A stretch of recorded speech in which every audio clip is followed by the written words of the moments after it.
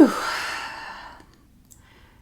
In my humble opinion, cleaning out the room of a deceased loved one is the worst freaking thing on the planet, next to losing that person. I had a bunch of people ask me to kind of go into more detail what it was like cleaning out Libby's room for my move. So today I am going to be talking all about my experience with clearing out her stuff, and also my mom's and dad's and stepmom's stuff, because those were recent as well. And I'm going to offer you some tips that I found helpful when I was going through this horribly shitty journey of having to figure out what to do with our dead loved ones' stuff.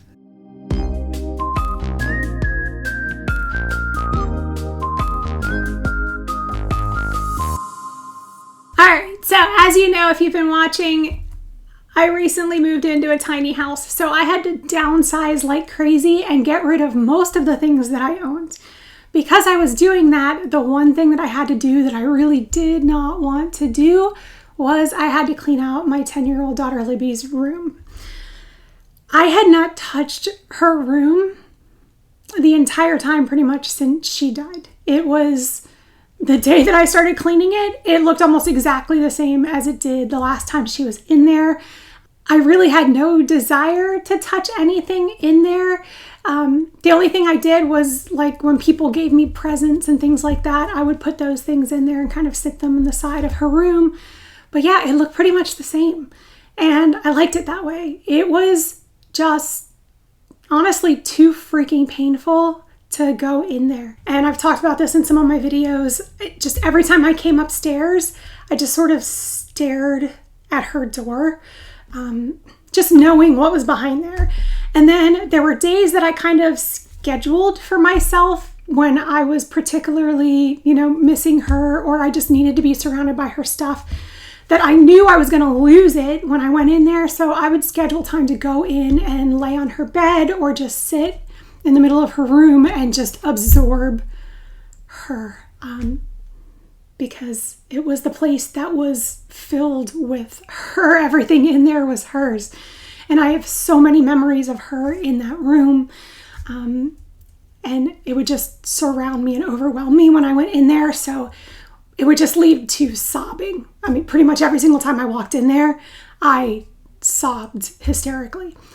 In fact, the only reason that I touched her room in the first place was because I had to first get it cleaned up so that I could put my house on the market. And then second, because I had to finally pack everything up because I was moving. So the first thing I want to tell you, if you are in this situation, is if the room is in your house, if it doesn't have to be moved, if the shit doesn't have to be packed up, there is no timeline. There is no right or wrong in waiting and leaving everything where it is. And there's no right or wrong in if you want to pack all the stuff up right away and get rid of it because it's just too painful. I would suggest, however, if you're going to go the route of packing stuff up right away, make sure you hold on to anything you think might even remotely be significant, just in case if later on down the road you're reminded of something and then you gave it away and you're like shit and you're upset with yourself because you gave that away. So hang on to whatever you think might be even remotely valuable or sentimental to you in the future. But otherwise, no timeline. If I hadn't moved, her room would still be the way it was. I just didn't want to deal with it. I wasn't ready to deal with it yet. So my second step, what I actually found helpful, is to take things in stages. Take it slow. Don't try to do it all in one day. Schedule chunks of time because it's going to be really, really overwhelming. And just take it easy on yourself so that you're not feeling so pressured to get it done right away. That first stage, really all I could do was just kind of stuff that was on the floor or sitting out. I just sort of shoved it in boxes or put it in the closet. I didn't even clean out the closets for the showings. I know you're supposed to, but I couldn't. I just put everything where you couldn't see it, did a quick vacuum, made the bed, and that was it. That was all I did for that first stage. And that was exhausting as it was, and it was super emotional, and I sobbed the whole freaking time. The second stage is when I actually had to pack up the stuff and figure out what in the heck to do with it all before I moved. That was 10 times worse, if that is possible. It was...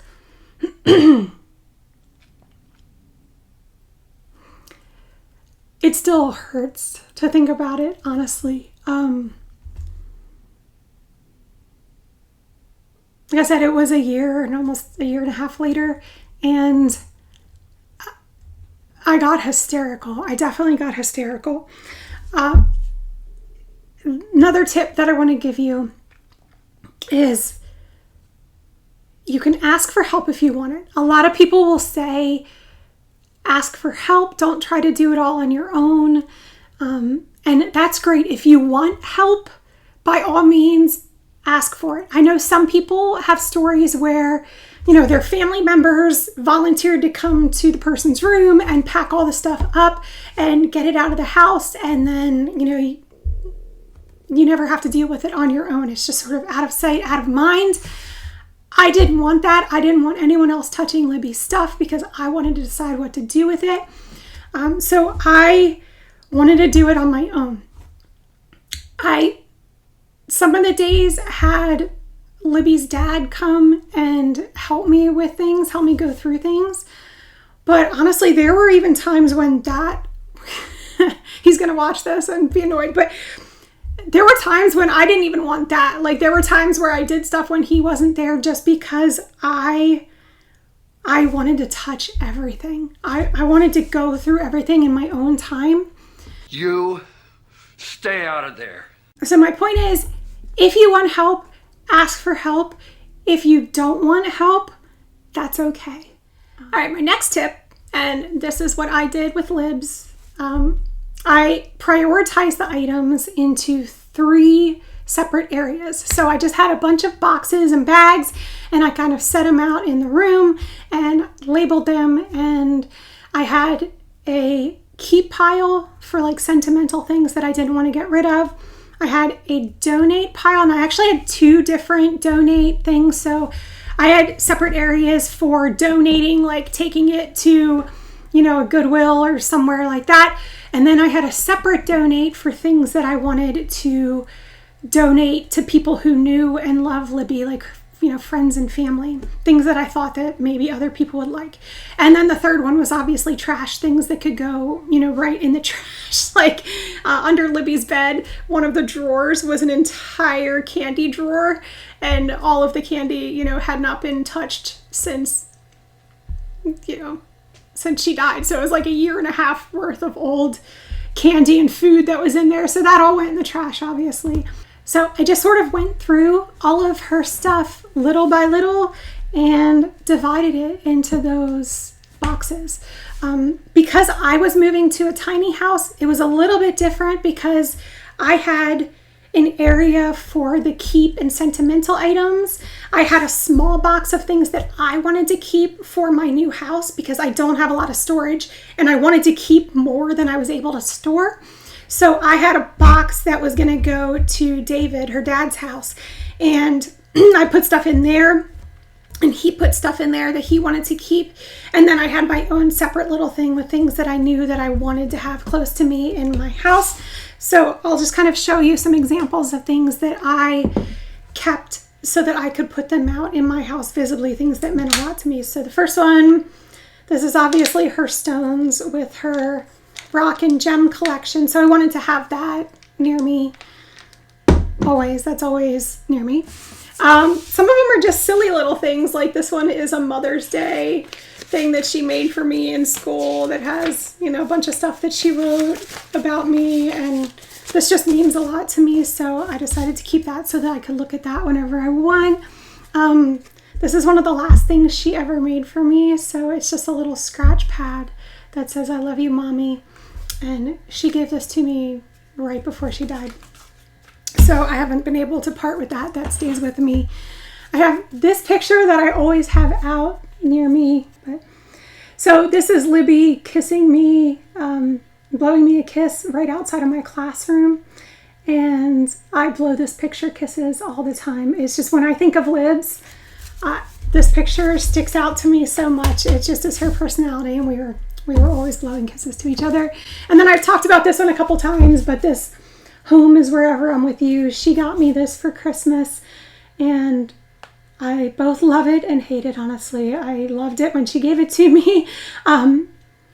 It breaks my heart now because, home is wherever I'm with you. I feel like I'm never home anymore because she's not with me. But those are the things that I kept. And I definitely, like I said, kept other things, but they are in boxes and they are actually at David's house. So it's one of those things where they're in his basement, and if there's anything in particular that I want at any time, I know that they are available for me to get.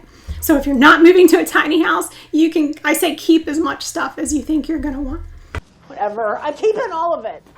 Something you could also do if you don't have the space or you don't want to keep big boxes of things, then you could also take pictures of the items and keep them in a folder on your computer, on your phone.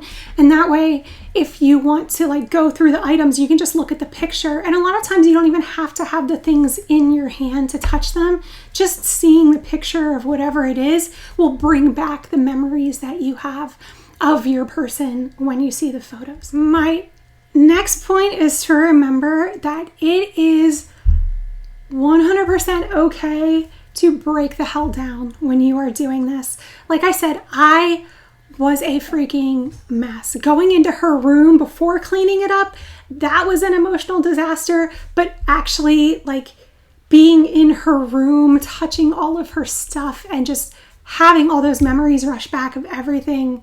I used to watch her do so many dances that she made up across that room. Just so many memories in there.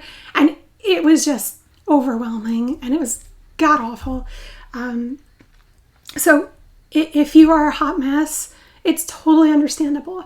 But I do also want to point out, while it's okay to be sad and it's okay to be an emotional mess, it is also okay if you're not an emotional mess. It's okay if you just go in there on a mission and you're like, okay, I'm just getting this stuff done, and throw it in the boxes and boom, boom, boom, and putting it away so you don't have to think about it. If that's the way you need to do things, that is totally fine. And some people find that it actually makes them feel a little bit better when they don't look in that room and it's exactly the same way that it was, because a lot of times that can keep us stuck in our grief. So I wanted to make sure that I got across to you that just from my own personal experience, I can tell you, when I lived at my house and I walked up the steps, it was always there. That room was like just a beacon. It was like it was calling me. It was like a horror movie where there's whispers coming out of the door, it's there. It never goes away. You know what's behind that door, and every time you freaking walk by it, you're sad. And it's like a punch in the gut. Not having to deal with that is actually surprisingly a relief. And that's okay. It's okay to be relieved that you don't have to look at that stuff anymore. It's one of the things that I actually like about being in a new location, because that house was so full of memories that, every time I walked everywhere, it was like a ghost was just following me. And being somewhere new, yes, at times it does make me sad because I miss my house and I miss the memories, but it is not like a constant in-your-face reminder of what you've lost 24/7. And I think sometimes that can be helpful for healing as well. However way you look at it, however long you take, whatever step or point you are in, just take your time, take it easy on yourself. Give yourself grace, be patient with yourself. It is one of the hardest things to do ever. And I know from personal experience, I will say it was a million times harder with Libs than it was for my mom and dad and stepmom. But even that was hard too. It's hard to go through people's things because it's such, like I said, a punch in the gut of everything that you're missing. But hopefully, and what I'm hoping is that, after time, I'm going to be able to look at these and I'm going to be able to smile instead of being sad. I definitely wouldn't say I'm there yet, but every day is a little bit of progress, and just keep putting one foot in front of the other and do the best you can. Okay, so hopefully you found that helpful. I really appreciate you tuning in. If you are in this situation where you have to deal with a loved one's things, I am so sorry, because it sucks. It really sucks, and there's nothing to say, but I am sending you so much love and sending hugs. You can do it, and if you can't do it, get somebody else to help if you need to. Anything you need to do is okay. All right, I will see you guys later. I am going to link another helpful tip video up here for you to watch, and I will see you next week. Bye, guys.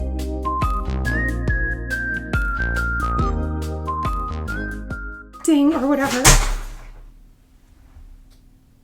I don't know what that was. It just fell down.